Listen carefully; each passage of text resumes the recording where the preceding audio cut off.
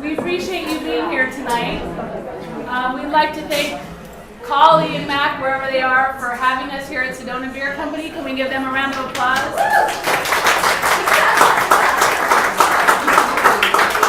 We're really excited for them. We love seeing new businesses pop up in town. There's a couple of chairs over here if anybody wants to come sit. So, if this is your first time attending an XYZ event, will you please raise your hand? We won't make... Ooh, yeah! Okay, thank you for coming. We're excited to have you here. Welcome back to you guys who have been here before. We do have an email list if you'd like to be on it. It's over here. You can come over, or we'll pass it around so we can keep in touch with you and let you know when events are going on and everything. So Sedona XYZ is a thought leadership group for Sedona's next generation. Basically, Omar and I looked around and we said, we know so many amazing people who are doing great things here, and we never see them in the same place at the same time. How do we make that happen? So we just invited everyone, and people started coming. And so we want to do a few things. Number one, we want to get to know all of you better and create relationships with all of you, because we know there's so many amazing people here that we don't know. We'd like to help each other grow our businesses. We think we can use our collective voices to have a positive impact on the community. A lot of people say they don't know all of us are here, so here we are, and we're all together. And that's an amazing thing. So that's what we're hoping to achieve, and we really want to do that in as positive a way as possible. I'd like to acknowledge the people other than Omar and I that are kind of on the board and guiding this whole thing. Andrew Baylor from State Farm Insurance. He's right back there. Andrea Christel from Sedona Philosophy Experience. Darin Dinsmore from Crowdbrite and TinyCamp, who you'll hear from in a second. Tiffany Nguyen from Superhero Academy. Hey, Tiffany. Heather Titus from the Yoga Festival. And Josh. Is Josh here yet? Josh Valakaitis has the best gluten-free cookies in the world, as far as I'm concerned. Tenderheart cookies, they're awesome. Oh, they do sell them here? Oh, awesome. They're amazing. So even if you're not gluten-free, check them out because they're so good. So we have no requirements for membership. We love to get people who are in generations X, Y, and Z, or people who are just energetic and collaborative and want to make a positive impact on the community. If we like people who are entrepreneurs or business owners or professionals. Some people ask if I'm an employee, can I be a member? As long as you're energetic and collaborative, we welcome everyone. Couple of things coming up. In the spring, Vivi Rio, is a Verde Valley Regional Economic Development Organization, is sponsoring a Shark Tank competition.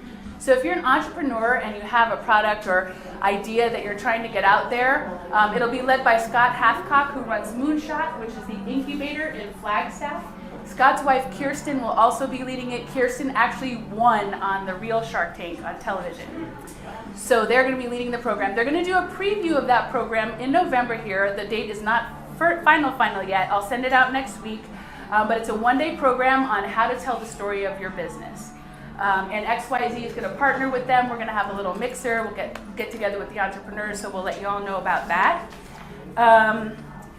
The Rotary Club of Village of Oak Creek is having their barbecue this weekend. They asked me to tell you guys about it. It's a cool event, lots of family things. It's very fun. And music. I forget the band. It's like 3M Key. Say again? 3M Key. 3M Key. And they're supposed to be really, really good. So we're going to talk about sustainability tonight, but we know that there are other things that we're interested in and that you are all interested in. Some of the things that we've talked about so far are diversity, and by that we mean business diversification and cultural diversity, and how do we increase that in Sedona? We've talked about sustainability, which you'll hear a lot about tonight. We've talked about creating an innovation economy here. We think that this is an amazing place to be an entrepreneur and to work in tech and to build new products, and how do we do that here? It's kind of a microcosm of the world here with all the people that come in. You could really test products here and get them out to market, I think. So I think we could be really great at that. And then we're really about community and quality of life, and to have people like us stay here and to have more people like us come here. What do we do to maintain the quality of life that we have and improve that quality of life? So those are the issues that we're really all about. I have a flip chart out there if you have something that you're really passionate about that you'd like to add to our list. We're open to suggestions. And we really want to start making our voices heard. We have, I can acknowledge our elected officials that are here tonight. We have Sandy Moriarty, the mayor. Jessica Williamson, who is a sitting member of City Council. Bill Chisholm is a council person-elect, if I'm saying that correctly. And since we're talking about sustainability tonight, you guys might want to meet Mackenzie Jones and welcome her. She's the new sustainability coordinator for the city of Sedona. And Darcy Hitchcock is here. She's going to talk for us at the end about how to make your business sustainable. Anyway, we really want to make our voices heard. So one of the things we're going to start doing is showing up at council meetings. And we would like to bring things to the attention of the council that are important to us. They've expressed a lot of interest, and they welcome, they've been very welcoming to us. So if you want to volunteer for that, please let us know. I went to the last council meeting, and Brock Dolinsky was there, and he was Brock was running for council, and he showed up and he asked the council to start thinking about Sedona 50 years from now. You know, when the current council's gone, when we're going to be gone, and he asked if they consider having the meetings at a time after regular work hours, when most of us can't really attend. So I think if we start showing up and talking about things that are important to us, hopefully our council people will hear us. Okay. Any other announcements? Anyone have anything they'd like to add? And then I'll shut up.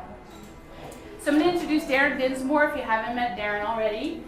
He is going to talk to us. Darin is an urban planner and landscape architect. He's been doing it for over 20 years. He's worked for states and universities and big cities.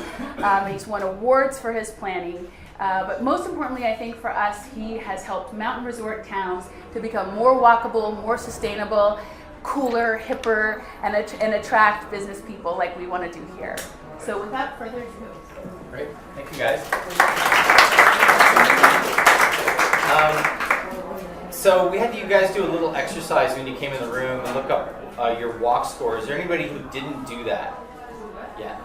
So there's a website called walkscore.com. You can just, I don't mind, you can pull out your smartphone and actually do that and put in your home address, and it gives you a score.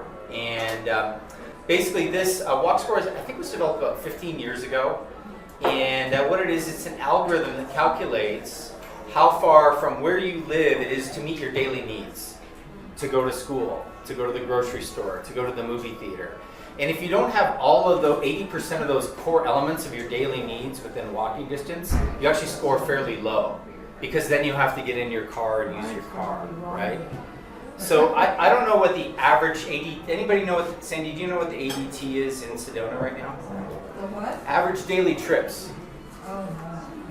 So the average daily trips per household is a calculation of how many times you get in your car and drive your son or daughter to school. You go to the grocery store. You go to an errand. You drive to Sedona Brewing Company or beer company. And the national average across a lot of the cities that I was working in was about 7.9 average daily trips per day per house in a household. That's not to 12. So when you talk about sustainability, everybody is doing these single person and their single occupancy vehicle trips going back to their daily needs. That's the national average? That's it. I don't have all the latest statistics, but generally, yeah.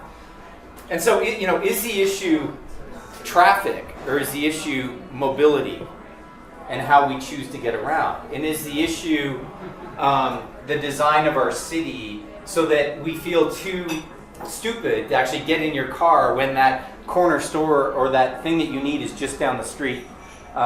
So the standard is that urban planners and architects talk about, and Raymond Unwin in 1920 wrote about the pocket neighborhood, or the neighborhood is about a 5-minute walk, right?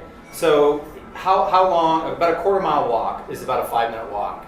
And it just feels too silly to get in a car, and especially if it's if it's either beautiful and it's along a trail or walkable, or if it's mixed use or something where it's interesting streetscapes, not on a back road somewhere without a sidewalk where you don't feel safe, where there's no street lights, and where you might get run over at night.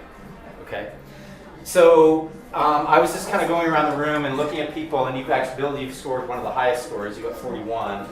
58. 58. And where do you live? Village. In a village? Okay. So there's...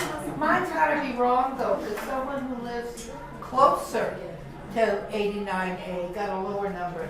We'll have you redo yours at the I did it end. twice already. Okay. I'm putting it over there. So so- don't count mine. So this is just all these free online tool, and it's an indicator, right, of how we can be more walkable. But you've got the city doing all these studies and consultants talking about the transit plan and this plan and that plan. But if you can't make the first, the first trip is for all of us is a pedestrian. You're either you're walking to get to your car, you're walking to get to a bus or to transit or to Uber or some quote shared mobility. And how do we make that easier and better?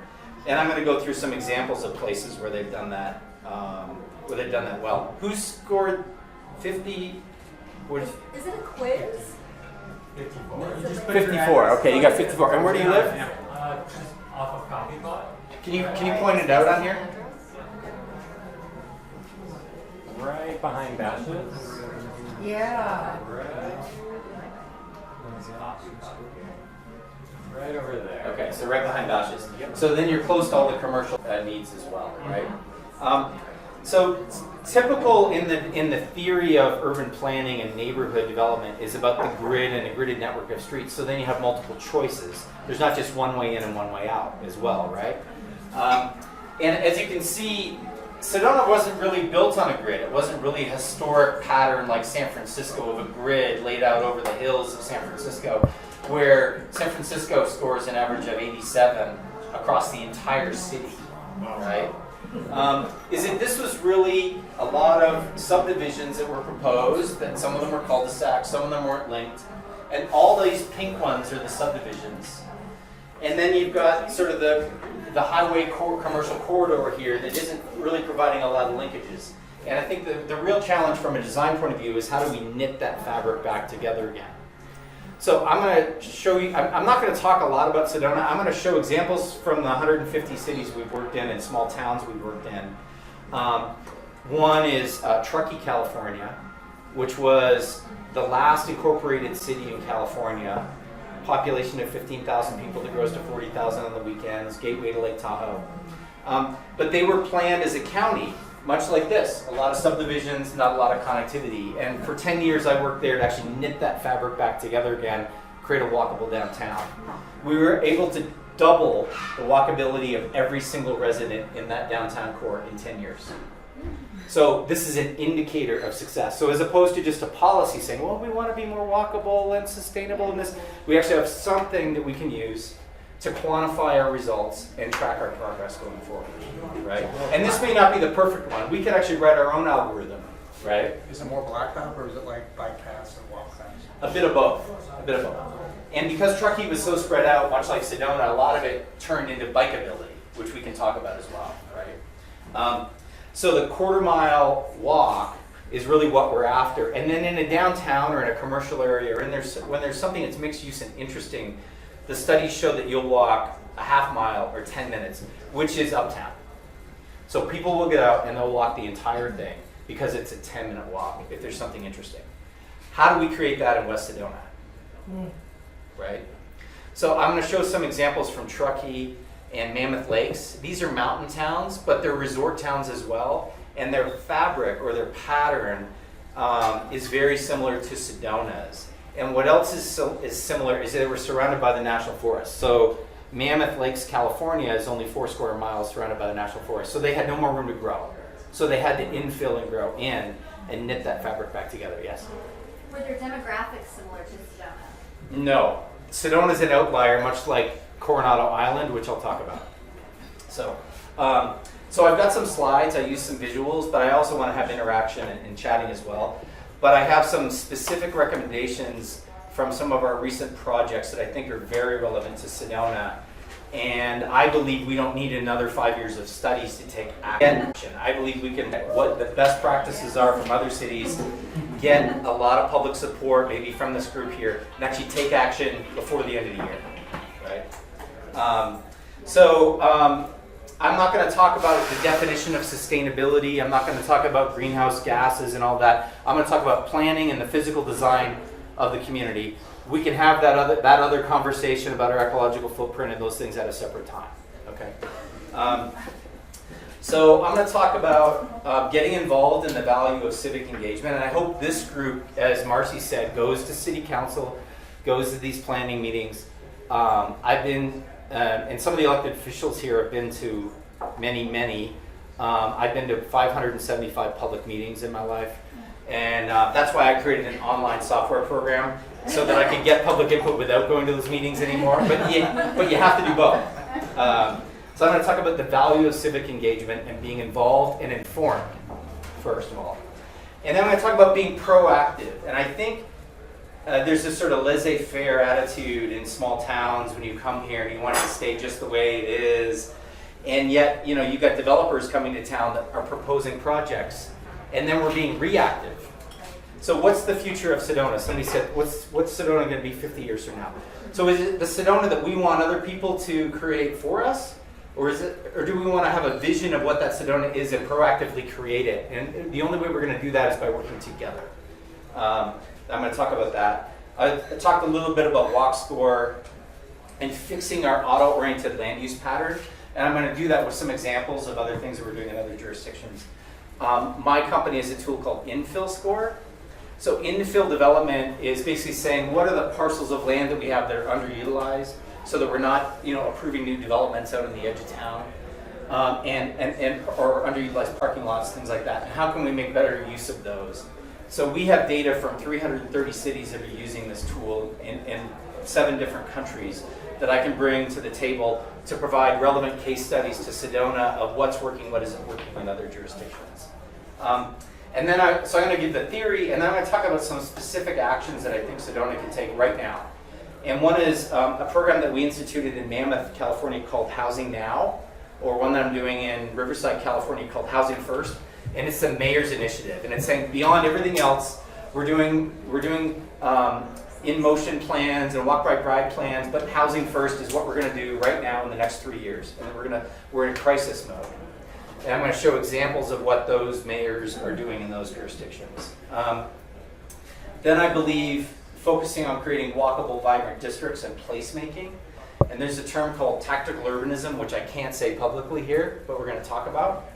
And then cutting red tape and making it easier for small property owners and small business owners in Sedona and the village of Oak Creek to do their own thing.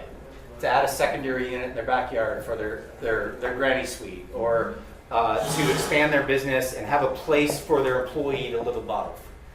Things like that. And they're just wanting to do something small that's incremental, but when you add that up, it has a huge impact across all the small businesses. But typically planning and all of our 1,200-page zoning ordinances are set up for big development projects and not really helping the small things get done. So there's a growing trend called incremental development, cutting through the red tape and make it easier to get small stuff done. And then the last thing is catalyst projects. So what are some things we can do right now to partner with the private and public sector to get things done? So I was this isn't being live recorded, right?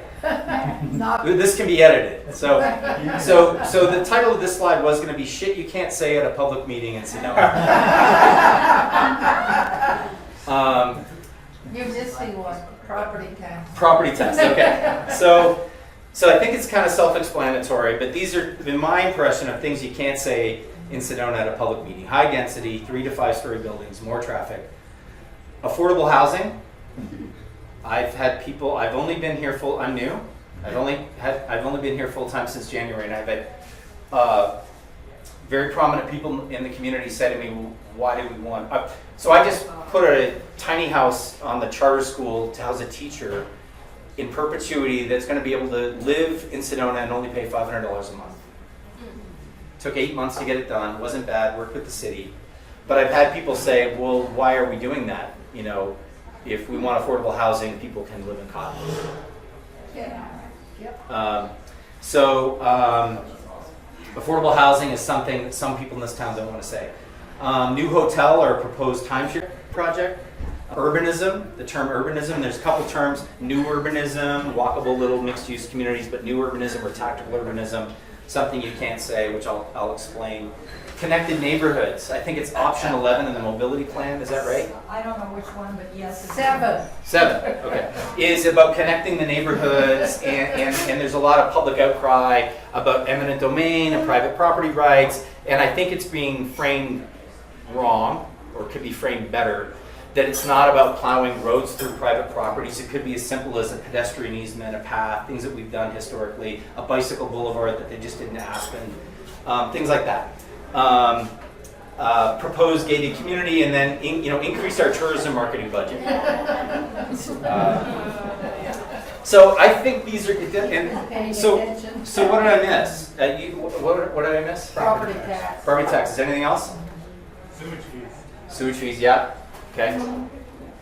And sewage fee increases. Yeah. Okay. Anything else? No, you're a quick study. Pretty good. Okay. So here are some ways to maybe rephrase some of these things or to look at them in a different way. So what are we after in Sedona? Quality of life or enhancing quality of life, sustainable tourism, yet to be defined. Complete streets. Anybody know what that is? Yeah, Sandy, you want to describe that? Well, I don't know. I know you can describe it better than I can. So I don't know what you do. But it's a way to have, like, for instance, housing on the second story and design the streets so that they're part of the neighborhood rather than, am I getting close? Well, yeah, complete streets is an ADOT term and a Caltrans term in California, but basically within that road right of way, not just defining it for the mobility of cars, but for buses, transit, people, bicycles, and for the pedestrians. And it has to do all of that. Whereas before, we were designing our roads and state highways with what was called the green book for the engineers, which was designed for the free flow of traffic and fast-moving traffic. Right? So that's why if you're at one of the main intersections in West Sedona, if you're a pedestrian trying to cross the street, it's really not that safe, even though there might be a light, because that curb cut at the corner is not a 13-foot curb cut, it's a 26-foot curb cut. So that car can actually take that corner at 50 miles an hour. So we've taken, our traffic engineers have historically taken our highway design standards and applied them to towns, which is why people are getting run over. And there's a national database on automobile pedestrian deaths. I can't remember the name of it right now, but anyway. So, Darin, one of the problems yeah. with that is the highway through 89A is a state road. It is a state highway, yes. Yes. But they're coming around. And if we have a vocal advocates, Right. there are things we can do, right? Where'd I go here? Did I go back? Things to say. Complete streets, shared mobility. So the idea that you could pull out your phone and you may not have to own a car, and you can walk to a bike share thing, or the bike share is in front of your house, jump on the bike share, the scooter share, take it over to an area where there's a shared shuttle run by Chariot, and for $1.50 you can get a ride up in the canyon and have lunch and come back, right? These options in cities are getting so convenient. It's actually less convenient to own a car in a city now than it is to use these shared mobility services, and we are going to get that way. So one of my projects last year for a year and a half was doing an entire shared mobility plan for Mammoth, along with an economic development strategy, where they have a shared mobility hub where the tourists come to town and they park once and they get out of their car and they never need to see their car again. And if you want to see good examples of that, look at Whistler in Canada, where people get there and they never get back in their car, and they make it so convenient to get out of your car. That would we can spend $70 million trying to solve a traffic problem, right? Or we can spend $3 million working with new innovative companies to develop shared solutions and make it convenient and shift our mobility pattern, right? Which would you rather do? And then that $67 million can go into affordable housing. Okay, these are the kind of things we're talking about. And when you go to no offense to cities, but when you go to city council meetings and their departments are funded, the traffic study and this study and this study, they're funded by different departments or different grant programs. Nothing cuts across these sectors, right? So it's going to take a group like this to understand the synergies between all of these sectors, the sustainability department, the traffic department, land use planning, and cut across. And if we're not doing that, we're failing. We're going through the motions and we're wasting our time. Okay. Infill development. So there's a term a friend of mine in Vancouver coined, hidden density. So density is a bad word. But what about hidden density, gentle density, and I can't remember the other one. So what's hidden density? It's like a granny flat in the backyard where your grandmother can live. It's a secondary suite within your existing house that doesn't expand the use at all. You're just making better use of that house. There might be 3,700 square feet that's being used by somebody that comes here 3 times a year. Is that efficient? Is that effective? Is that sustainable? No. So anyway, I'm just kind of rolling on with stuff. So gentle infill. We had city staff take our infill score tool for Sedona. I've got data from 330 jurisdictions, including communities in New Zealand and Australia. And Sedona scored 8 out of 100. It's the lowest score I've seen. What's that score representing? So there are, I'm not going to get into all the details, but it's a free online tool, infillscore.com. And there are 30 strategies that are going to promote infill development and making it easy for infill development, shared parking solutions, all sorts of different things. Okay. And there's a roadmap tool that you can use that actually helps you to work around that. When I started working in Truckee was had a walk score or an infill score of 25, and when I left, they had an infill score of 85, and they've received so far $35 million in state funding from California from Cap and Trade because they're able to track and measure their progress. Okay. Improve the local and visitor experience. Yeah. Jim, what was the time lapse between when you started doing it? About 8 years. 8 years. Yeah, it doesn't happen fast. Yeah. At least it's not a decade or 2 or 3. Right. So improving the local and visitor experience, right? So think of your apps, think of your phone, the experience that, we're making, the amount of, every 2 weeks in Silicon Valley, they're making huge leaps forward in the user experience of these phones. Does anybody think our society is addicted to these little things? Yes, they are. Because they're accelerating innovation at such a fast rate, why can't we take how they're innovating and apply that to the design of our cities? And the design of our cities, the evolution takes a decade. I've been working on projects, high-speed rail in California, I'm not going to talk about that. But that's a decade right there of my life. But let's look at the visitor experience of the user and visitor and the local to Sedona, and let's track our progress and how we can improve that.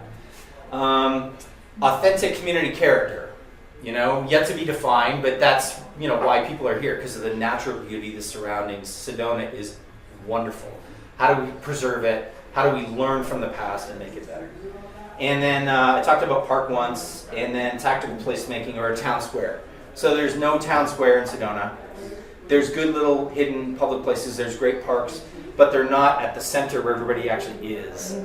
And the same went for Truckee where I was working there. And one of the things I got to do was jump on my motorcycle and go look at every town square and every mountain town and measure it and look at the buildings and the uses beside it. And I think we can learn a lot from that and try to create something like that for Sedona. So my company, Crowdbrite.net, I did the regional plan for Lake Tahoe, and two states, 6 counties. We got it approved in 12 months, 2 months ahead of schedule, but we had 284 public meetings to get it done. And I said, this is inefficient for your time. You've got a business, you've got a family, right? That's not efficient use of our time. So I moved to San Francisco, started working on software to engage the public in designing their city. This is the Guggenheim Lab in New York City with Bloomberg's office. We did a plan for the Lower East Side right before the flooding, and they actually had implemented 3 of the main measures before the hurricane. And now we've had over 1 million users in 10 years. So I'm trying to say, how can we and then the other part of it is making it efficient for people to help design their city, but also cost effective. So there's, you talk about public engagement, right? And this is a spectrum of public engagement. This is called the IAP2 spectrum of public engagement. So the city can say we're doing public engagement, but they can be just informing and consulting and involving. But if you're going to get into some deep solutions that we talked about cutting across these synergies of these departments, we need to collaborate, co-create, and empower. And that's scary for a lot of elected officials and city executives because they're giving up control, right? But there's ways to do this, there's ways to do it well, where we sit down and we work on these solutions together as opposed to having the consultant do it and come back and present it 3 different times. I've done that. So, effective civic engagement. This is where we spend all of our money and our time. So this is the squeaky wheel. Yes. So these are the people that go to the council meetings. They may not have a lot to do with their time. They may be retired. They may not be working. May not have kids. And they come out and they're the squeaky wheel, and they dictate what's happening in Sedona. How do we elevate the silent majority that businesses, children are busy or traveling? You know, how do we elevate these people and get them involved, make it easy for them, so we can create the vision and implement the vision of Sedona that we all want? Not that the neighbors of a project that may not want that specific project have a say in.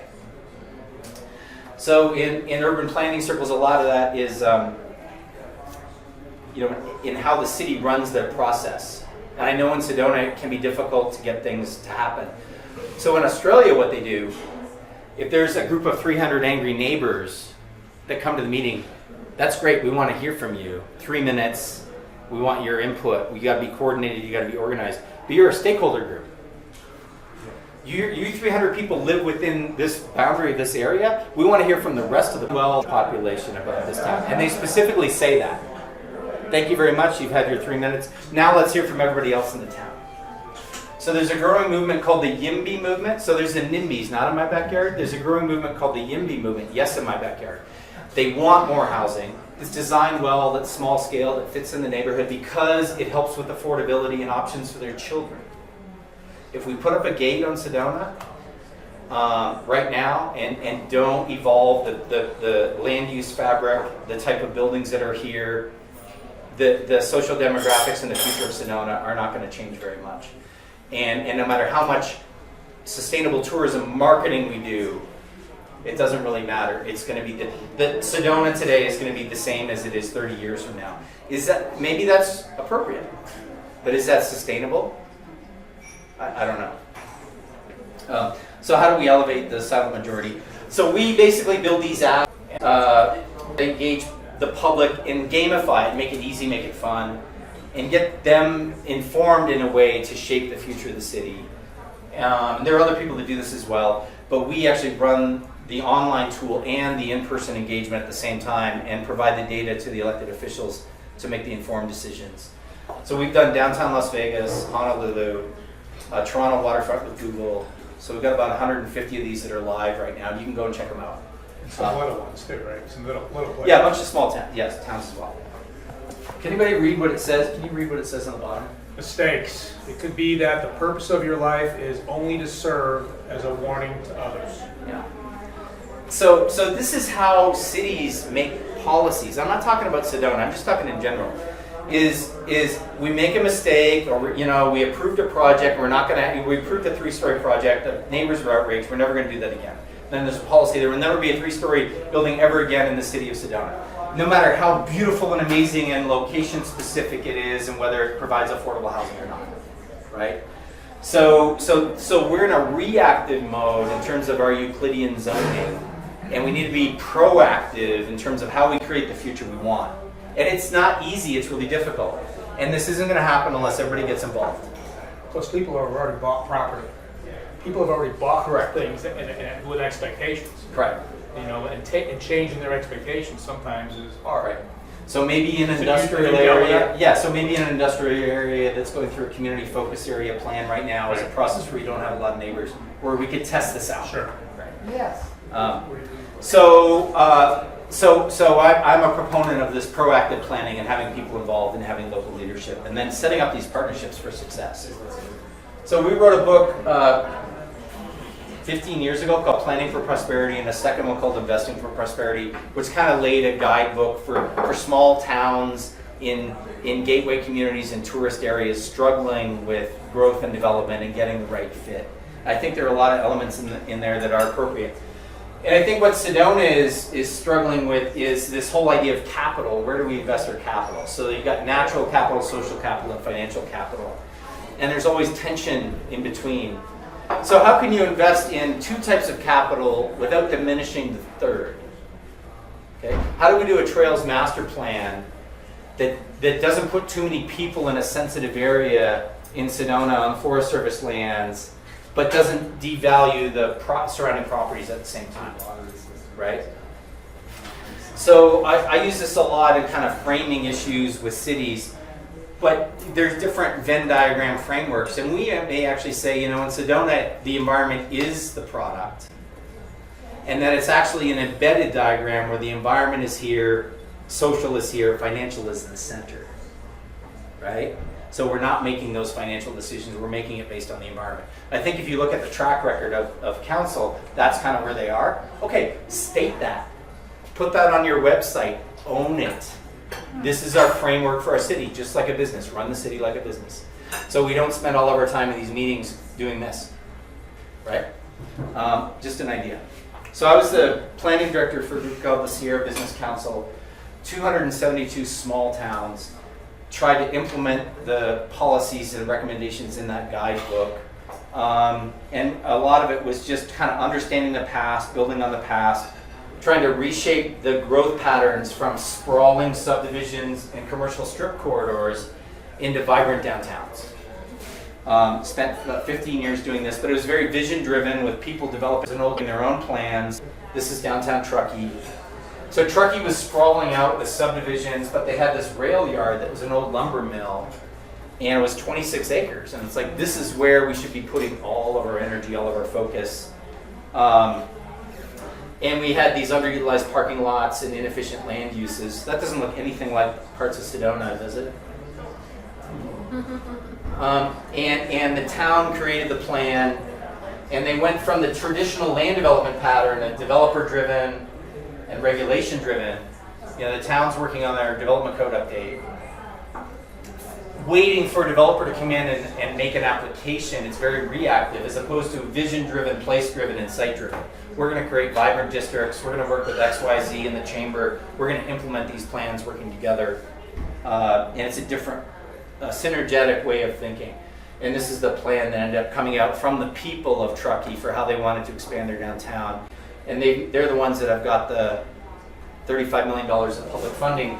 And this is a 72-unit affordable housing project in phase 1. So most developers would push that out 5 or 10 years. It's going in. Artist lofts for local artists are going in first. And what percentage of the population participated, just general? More than that little 1 or 2%? Yeah. It's like over 50%. Oh, okay. Over 50%. I have a different question with related. Yeah. What were the demographics of that population of that community? Yeah, it was older, but it shifted because all the tech money came up from the Bay Area to Truckee. So now the average age is 37. It was 50. It was 57. It's completely shifted. But that's a big deal. Right.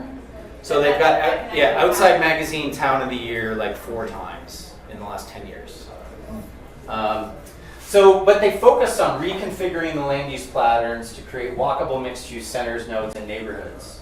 Increasing the density, I wouldn't use that word in Sedona, but within walking distance of transit stops where appropriate, reducing dependence on the automobile, blah, blah, blah, blah, blah. But this is taking the economic development strategy, the land use strategy, and the transportation strategy and putting it together in 5 things. If Sedona tries to accomplish 30 things that are recommendations from 8 different studies, it's not going to work. So just some ideas. So then this whole infill score, strategic infill, this is a strip mall parking lot, and we work to develop. Has anybody heard of the term missing middle housing? No. I have a graphic that's going to explain it. I'll get there. But basically, we redesigned this project with missing middle housing, reduced the parking requirements substantially, and got people out of their cars. The city had to take the initiative and do it with the developer. Even though they wrote the code saying they wanted this, the developers weren't trained in doing that. The developers were trained in doing the auto-oriented stuff, right? We required. Right. We require. So yeah, infill score, free online. So I'm going to go through real quick Mammoth and what we did in Mammoth in a year and a half, and I think it's directly relevant to Sedona because of their sort of LA sprawling land use pattern, surrounded by a beautiful natural environment that people love. Right? What's their population? 10,000 and grows to 40 on the weekends. But they have 10,000 housing units, so these big mansions are just sitting empty most of the year. Right? So we actually put Mammoth on a 12-step program because we thought they'd identify with it. My client didn't like that very much. But, so it's about creating vibrant districts and building what's called impact infrastructure, so that the capital improvement program and what the roads department and engineers are doing has to do something that leverages multiple things like pedestrian safety, walkability, and leverages that site that's been sitting vacant for 50 years. Right? So impact infrastructure. So we're basically bringing new language to the city, putting it in their code, and that's part of their checklist at the end of the year. So incremental development, so making it easy for small businesses and people to do small things without going through the big, long process, right? And I'll give you examples. Housing now, so in California, the average of, quote, affordable housing unit that's 80% to 120% of the AMI, what's that average median income, Sandy? That was costing $570,000 per unit to build affordable housing. So we're building affordable housing units over $500,000, a whole bunch of subsidy, right? And I'm doing things like tiny homes and micro units and things and prefabs to get that cost down. So it's kind of affordability by design. So we're not trying to regulate it. We're actually making it easier to do that stuff. And that's how come a teacher at the Sedona Charter School is going to be able to live for $500 a month in her own house, albeit it's very small. And it's not for everybody. And then catalyst projects. So I think, once I run through these real quick, because I want you guys to have time for another beer, I think we could actually reverse what Mammoth is doing for Sedona. And I think we could look at something like a Housing Now policy, and focusing on workforce housing, something called the dwelling unit equivalent ordinance, accessory dwelling units in the backyards, small houses in pocket neighborhoods, and units, flexible mixed-use zoning. I think we could do this right away with the support of a group like XYZ. There's a zoning bylaw that the city's been working on for over a year. It's going to be adopted very shortly. And if this stuff is not in it, this will never happen. And I think this is the task that XYZ could take on, like starting next week. Creating vibrant districts and tactical placemaking, creating these park once environments and these little open spaces that people can be together. Has anyone heard of the term tactical urbanism? So there's a growing movement of sort of, an example is parklets in San Francisco. So they're trying to get people out of their car, people are using Uber more, and they realize we're overparked. So they took the parking spaces that were in front of restaurants and turned them into parks where you can have outdoor seating. So they basically expanded the seating for these restaurants by 2 or 3-fold at no additional cost to the restaurant. Just by managing the mobility patterns of people and providing Chariot and Uber and better transit so that people have a choice, right? Huge economic impact. So instead of it being a cost burden to the jurisdiction, it dramatically sort of spiraled up in the economy with people spending more and reinvesting that money. So that would be called the Parklets program in San Francisco. Nothing like that here. Even Tucson just did like a shipping container project where they had a dormant site that was sitting there for 10 years. They put shipping containers in, they made it easy. Now it's a vibrant co-working space. When you talk about, did they own the land, Tucson? Sitting empty? No, that was a private developer, Savano. So did they buy it, or did the guy? They partnered with the city to do it. So I've got about 50 of these examples, but they're out there. So incremental development, what is it? It's a movement of builders and developers and architects and engineers that are working to lower the barriers to community building and make it easier to start a business and improve local attainable housing. And a friend of mine started this movement, Incremental Development Alliance. It's online. They have all sorts of free resources. And it was because we were partners in a 250-acre project right before the last recession. And we realized maybe that's not an appropriate scale for redeveloping incrementally our cities in the future. An example would be a hospital that doesn't have a lot of money to do their whole hospital at once, and then they grow over time and keep adding additions on there as they need and grow incrementally. Why can't we do that to our neighborhoods, to our housing, to our commercial developments at the same time? So we actually made it legal to break the rules. So as opposed to taking 2 years and redoing the zoning ordinance, we wrote 1 page. So you can have an 80% solution. You might not meet everything that's perfect in that code right now, but if you're 80% of the way there and what you do doesn't preclude you from being 100% there in the future, you're good to go. So the idea that you're not some Chipotle coming from out of town that has a standard product that can stick it in and see if it meets your zoning code. No, you're a small business. You want to expand. You want to see how it goes. If it goes well, then we're going to reinvest, right? The city's going to work with you and partner with you. It's a different mindset. So 80% solutions. The city already allows variances and exceptions to the code, and they have a process that allows for like a 20% variance. What if we gave the planners more flexibility to do that greater, to do exceptions, variance, and even my municipal clients don't like this term, but workarounds. There's a problem with this site. We want to do affordable housing. We can't get the numbers to work. We need to replace the sewer. We did a workaround for that tiny house. We can work around. But they did a workaround. We did. So we did a workaround for the tiny house, exactly. That was an exception. Which is right here, exception. It's an exception. You just said it, it's an exception. So what if we wrote that in the code? Is the planning commission and council going to allow staff the flexibility to make deals happen? I don't know. It's a good question. It's a good question. Hire an expediter or someone that can make things happen at City Hall and help you walk your way through, or a concierge or something like that. I'm going to talk about building types. But this is how a corridor in Truckee, California used incremental development to go from auto-oriented crap, where everyone drove, to filling it in, creating parks and open spaces, and in 10 years making it hip and cool, and doubling the retail expenditure and tax base along that corridor.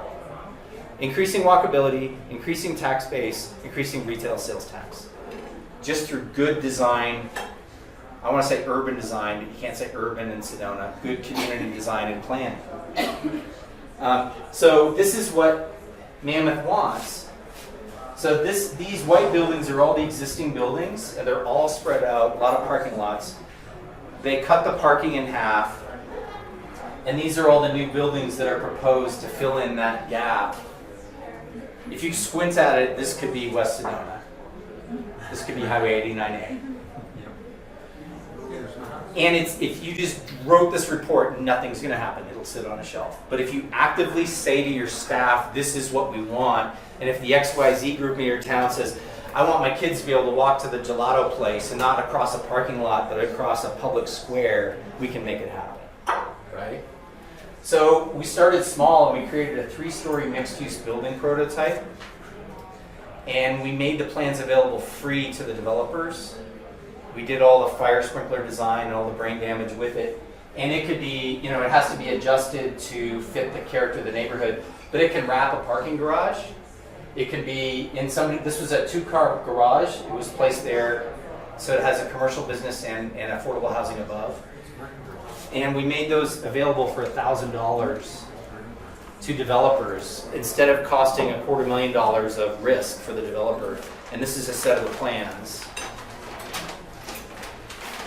So this would be called very proactive planning, right? This is what we want, here's where we want it, and we're going to help you do it, right? And this is missing middle housing. So this is a framework I want you to think about. This was developed by a friend of mine, Dan Porolick, where he said, we're just getting big single-family houses and apartments. And we're not getting anything in between. If you go to Portland or you go to Denver or any of these places, you've got duplexes, fourplexes, small apartment blocks, backyard granny flats, right? 80% of your missing middle housing that's affordable for the middle class is in here. It's not in here, right? But our zoning codes are really kind of this or this. Now, I'm being a little harsh. Sedona is big on accessory dwelling units, and they make it easy, and their fees are reduced. It's great. But people aren't, maybe we built 13 of them. How can we take an entire neighborhood and do 50 of them? Right? And have them pre-designed and reduce the brain damage and be proactive. So my city clients are hiring me to actually develop those programs to make it easy for small business owners to do that, where there's a guidebook. And I think I might have one. But these are so this goes from tiny homes, which I just did 3 tiny home projects, to mixed-use buildings, to different types of triplexes and duplexes that fit in existing neighborhoods. If you put, some of these triplexes look like large single-family homes, you wouldn't tell the difference. You could put it right at the gateway to Soldiers Pass Road to the $1.4 million houses. Let's not have it be an argument about affordable housing and design. Let's have it be, or affordable housing and density and numbers. Let's have it be about good quality design. This is a place that has regulated the color of buildings longer than since I was in planning school. This town has a lot of control. Let's control the things that are important, right? So we have to help the town figure out what that is. And it's not 300 things. We have to pick 5, right? And the car thing has to be done in parallel, correct? Because if you put the thing you just described, You can't reduce. the first thing people are going to say, okay, now we got 6 cars inletting into Soldiers Pass, dumping on the 89A. You know what I mean? That whole conversation. Yes. So in its timing, like you couldn't have had now with shared mobility and car sharing and all of these things. Now we can start to do these things. Right. Good point. So this is Santa Cruz. This is an accessory dwelling unit manual, and they had 6 architects design backyard units. So if you had an arts and crafts house, you could go into the city hall and buy a set of plans for $1,000 and know how much it's going to cost you to build your backyard unit. Or they had Adobe style or whatever style. And there's other examples of cities doing this. And this is the one we actually built one in Truckee, and that's the prototype. And if you go and you take a map of the town, I'm almost done. I got about 3 slides. So the idea of proactive planning. So if that's something that we can do, then let's codify it and put it in the plan. So this is taking this 3-story module building, which is right now illegal in Sedona, and we can figure out in Mammoth how to use these on underutilized lands at no cost to the property owner, because it's underutilized land, and get 188 affordable housing units scattered throughout the community along the commercial corridor where the services are there, where the walk score is over 50, right? Not in an apartment complex on the edge of town. This is a lot of work, this is a lot of brain damage, but if we have support to do it, I think we can do it. And then, tiny homes on wheels could be emergency affordable housing. There are jurisdictions that are doing this in a temporary measure. Where else can you get affordable housing for $150,000 for a new house? In Sedona, you can't. And then if we did the 3-story mixed-use buildings at the back edge of the commercial corridor, and then we did small housing and ADUs integrated in, this is in Mammoth, they get another 240 units. So that's meeting their local housing need. Yeah. Do they have a short-term rental or Airbnb problem? They're working on the same issues you are. They're struggling with the same issues. Well, they're struggling, but they have much different laws. So a lot of the stuff you're suggesting with the Arizona law would just increase the number of Airbnbs, which I'm not sure everybody, we're different than California in terms of our legislative restraints. I think there's a way, and I haven't talked to Sandy about this, but if you're providing fast tracking, streamlining, funding, what's the word? Impact infrastructure for that project, you can probably manage and dictate who's going to live there. There's a way. There's a way to do it. Well, they got rid of ADUs. Got rid of ADUs for residential homes. They don't allow you to do, so you can't put like a full kitchen in. You can't pay that extra You price can't, to do it. right, you can have a kitchenette, yes. Yeah. So anyway, these are just other clients. This is for the mayor of Riverside. They're paying us to design small micro housing on underutilized church parking lots, school parking lots, where they're going to house their congregation for really inexpensive. So we've got 12 of these going on. This is illegal in the new code that the city's adopting, right? Illegal? Legal or illegal? Illegal. So, and I didn't even go to the public meetings, I did the drawings, but we took the design elements from the best house in the neighborhood and applied it at a small scale. It sailed through the neighborhood. No addition to the project, because it looks like it fits. It's small, but it's not poor housing, right? And this is going to get $750,000 of state grants because we've got public support and because we're utilizing underutilized church land. I can think of a few churches in this community, right? Maybe. So anyway, thank you guys very much. I kind of got the opportunity to vent, and I'm not under contract with the city, so I can kind of say whatever I want. And I really believe that the city needs to adopt the Housing Now, Housing First program. I've got copies from other jurisdictions. They could copy and paste it. And that we're going to need XYZ support if this is something that's important to you, to have your workers, your employees, your visiting mom live in a cost-effective way. And I think there's a way to do it where we're not impacting the property values of existing residential neighborhoods. I think that's number one. Focusing on tactical urbanism and placemaking in walkable communities and trails is number two. And then being really proactive about what we want to create. So thank you guys very much. Any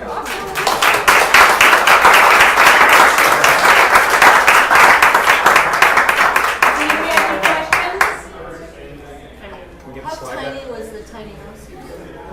160 square feet 116? with 60 with 240 square feet of deck. So it's indoor outdoor living, which in this climate works. In these mountain towns, it doesn't work.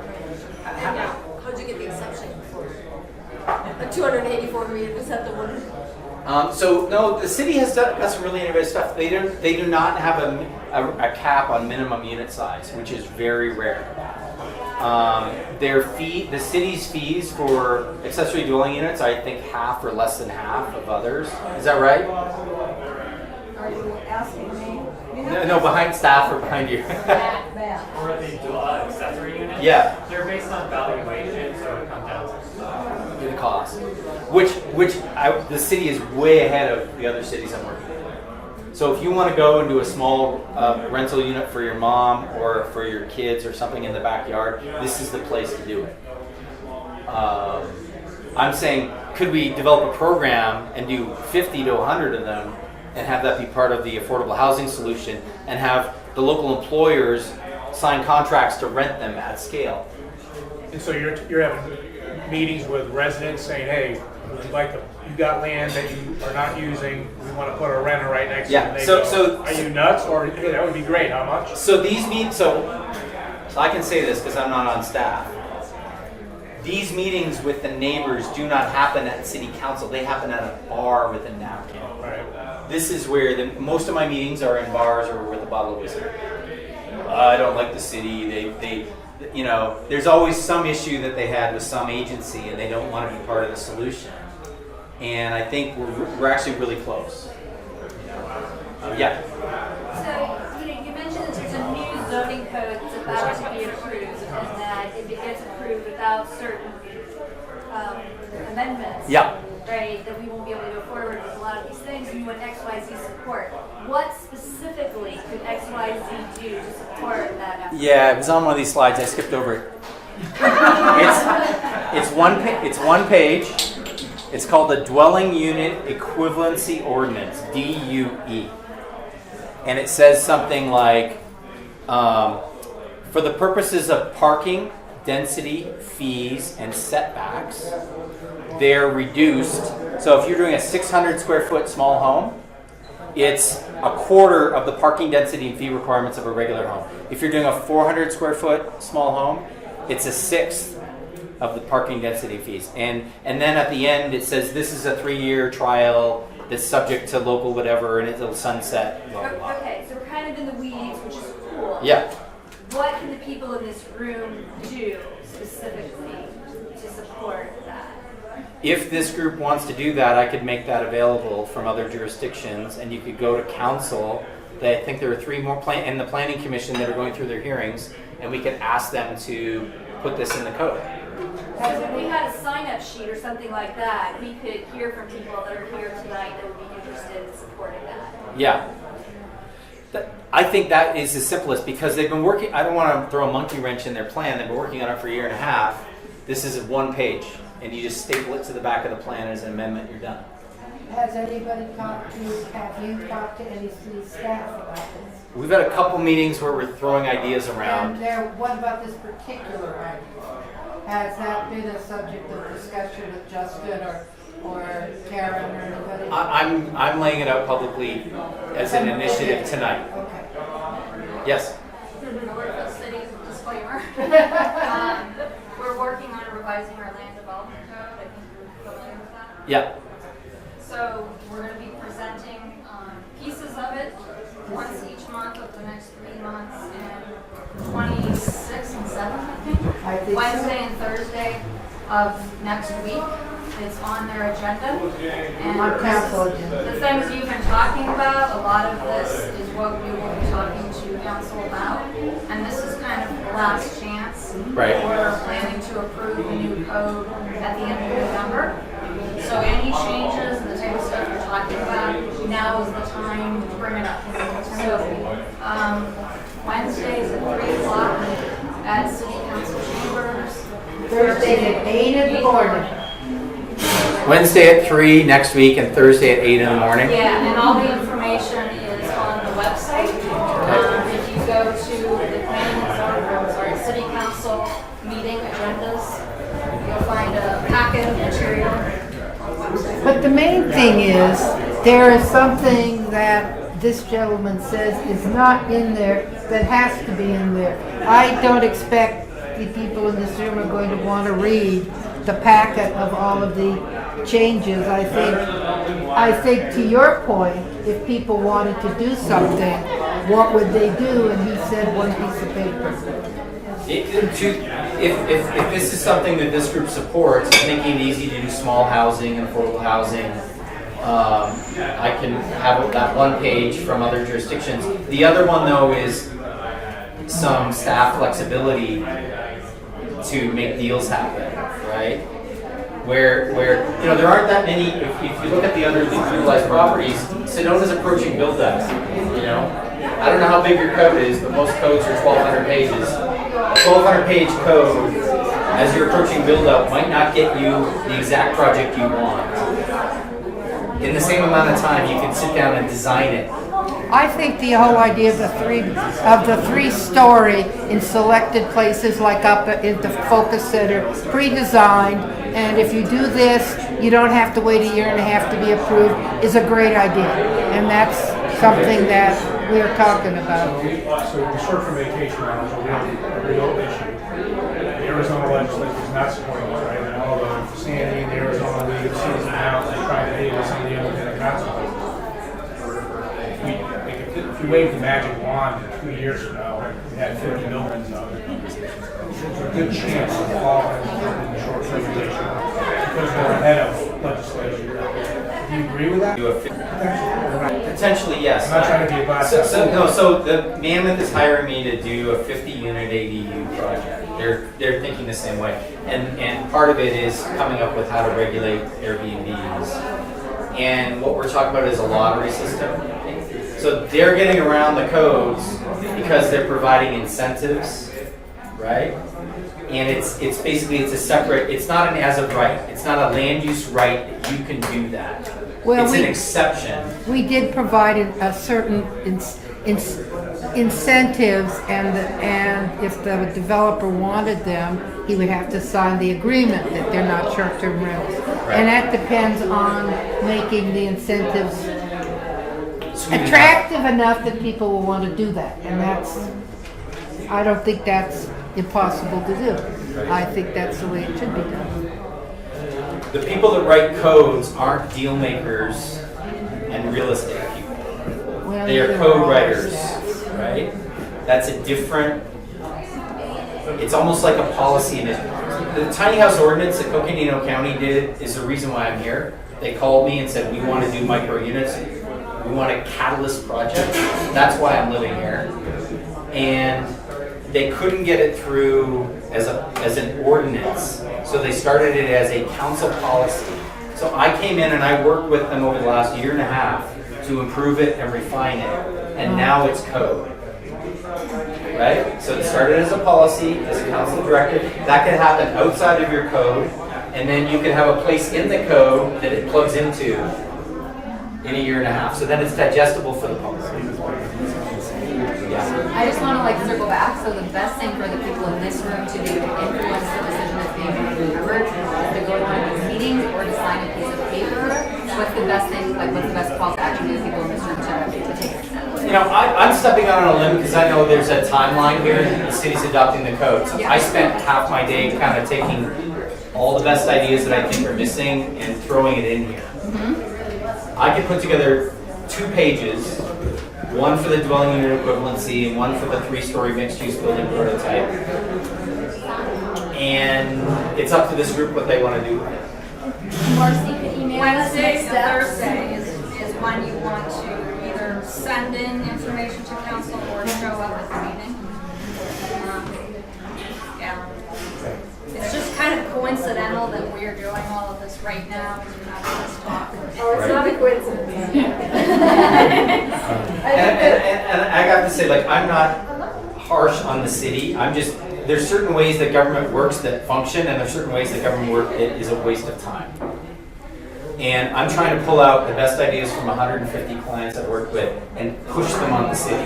And I'm not expecting the city to make wholesale changes. I'm saying there's 3 things we can do right now. But we are making changes. And you are making changes. That's the whole point of revising the code. And we have been talking a lot about the things you're talking about, incentives, etc. So yes, we are changing our code to try to make things easier. And really, this conversation should have been a year ago because we're at the very tail end, which is why I'm saying we're in the last few months of this process. So now is the time to comment. Did you include any of this stuff? Oh yeah. We've been having probably weekly discussions, planning staff about all of this. So then it's all done. You don't have to put anything in. No, we still need comments and input. And if there's things that are particularly more important than others, then I think hearing that from the community is what we need. So, given what you know is coming up in discussion with legislators, which Venn diagram format are you following? What's your model you're going after? We have a community plan with a Venn diagram on page 8. What is that diagram? Is it a? So the environment is here, and you have on community in the middle. So environment drives, and then so one of your pictures. So it's embedded. It's embedded. And that's in our community plan, which is on our website. I actually have a suggestion so that no one has to read millions of pages of anything. He's talking basically about making sure the code includes flexibility to allow duplexes, triplexes, that middle range of housing, different kinds of housing, and the ability for developers to actually want to do that. And if you do nothing more, you could just email the council with comments supporting the need for housing, the need for, affordable housing. Right now, we're talking just about available housing because it's affordable or not, it's not available to anybody. So just at the very least, an email that said, you have to have this stuff included in this document, and if you have 2 or 3 phrases that need to go in there, I don't remember what you said, but whatever it was, just include those phrases to be specific enough that staff can then deal with it. Then you don't need other pieces of paper or anything. But it really, I will tell you, we have not heard from almost anybody about this effort. And so the extent to which you guys can make it known to us is enormously helpful. You don't have to go to the meetings, you don't have to do anything that makes you want to put a needle through your eye, but you can tell people, and I think it's really important to support these things if that's something you care about, and let the council know. You're here. So we could maybe look at those two sheets, put a suggested email together and circulate it to the group with the addresses of the members of the council. Yeah. And anybody that wants to show up at the meetings.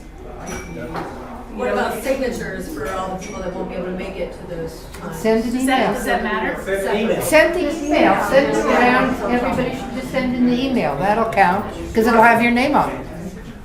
You don't have to come to the meeting. I believe that this group of XYZ is ready to be proactive, and that's why we're all here. And so there were some ancillary issues on here, such as mobility and neighborhood planning and inclusive planning processes that bring people out of the woodwork and into this. Like you just said, you hadn't heard from anybody about this zoning change, which is shocking, really. But we're here and we're ready to start. So whether it takes social or email or more gatherings, to just basically ask for people to participate, right? And so very inspiring, Darin, lots of good ideas. Thank you. Thank you, guys. Thank you. One quick thing before we leave, Darcy, I just wanted to introduce Darcy Hitchcock, and if she could give a 2-minute version of becoming a sustainable business, that would be awesome. Right. How many of you, since many of you are entrepreneurial, feel like you want your business to be doing great things for the environment, great things for the community, and great things for the employees? How many is that your intention? Well, we can give you public recognition for the fact that you've done that, and all you have to do is basically fill out a free 12-question survey, and we can certify you. We have several certified organizations here. Raise your hand if you've already been through the process. And the city of Sedona also is bronze, Clarkdale is silver. So if you're at all interested, I'm with the Sustainability Alliance, which is a coalition of existing nonprofits trying to guide the Verde Valley toward being sustainable.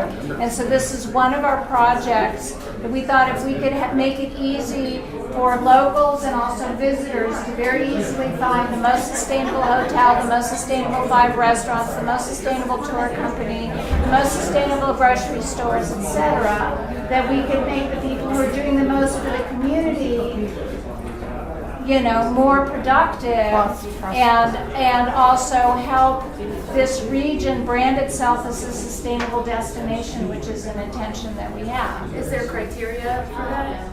Yes, it's all in the survey. So it's designed around a science-based framework for sustainabilty. So it's fast, easy, and free. Any comments or questions about what it's like? Do you have a meeting in October where people could come to learn more about this? Yes, thank you. That was in my notes. So October 16th, if you're curious, the certified businesses and other people who want to come to learn more about it, it's 3:30 to 5:30 at Keep Sedona Beautiful. The focus of that meeting will be on eliminating toxics, practical alternatives to toxics. But you guys would get a certification that you can then use in your own marketing. We produce press releases. We have a video on Sedona Free TV that has 10 million subscribers. The chamber has been nice enough to promote not only their members but any of the organizations that we certify. Fast, easy, and free. I'm glad to help you. Thank you. Darcy, if you certify it that quick, how do you verify that what someone says is actually true? There are 2 ways that we do that. One is when you fill out the survey, I look at it and go, well, who do you recycle with and do they meet our criteria? And, oh, you say you've done a greenhouse gas inventory, would you mind sending it to me? So there are things like that that I can do. But so there's verification beyond that? Yes, yes. But the main threat in your place that what you claim we will make public. And so if you say, we're recycling all of our plastic, and somebody comes to your place of business and goes, not, then... But do you wait for that to happen? Yes. And so we do not have the bandwidth, nor do we think it's necessarily a good model to have to go out and audit everybody. So we're using a model that some colleagues and I use with the electronics industry, and that is basically the public holding you accountable. So we do what seems reasonable to check, but I feel pretty confident that if we give you a silver versus a bronze, there's a meaningful distinction between those things. Can you give me an example of a sustainable business so that I can audit myself when I go in? Like, I don't know, for example, who meets your criteria for... Right, so we have 3 levels of preference. L'Auberge is silver, Chocolatry is silver as a restaurant. So there are basically 4 types of things you have to work on. One is non-renewable resources like fossil fuels, moving away from that, toxics, moving away from that, protecting. For example, just with a business that I can, a public business that I don't go to L'Auberge, like Whole Foods, for example, are they on your scale at all? We have not certified them at this point, so I can't say. I found it's much more difficult to certify national organizations. But even a home-based business, yes. Yeah, there's a list on the website. If you go to sustainabilityallianceaz.org, there you can find a list of. I'm just asking. I just moved to the area in March, and it blows my mind how there aren't like 3 trash cans in every business, basically, and any grab and go business doesn't have, a couple of trash cans for recycling options. We throw it all in one bin, and we're supposed to trust that that's all getting separated behind the scenes. I don't believe that. I'm sorry. Right. So I guess I'm just wondering the certification, because I would love to see that as a resident in this town. I bring my stuff home with me so I can take it and recycle it, because there's not that option in businesses. So that's my only question. Well, it sounds like you're asking a number of questions, and I'm struggling to figure out which piece of that to answer. But things that you might do: buy green cleaning products. Do you use all green cleaning products? Do you buy green power, or do you produce your own power? That would be part of silver. You can.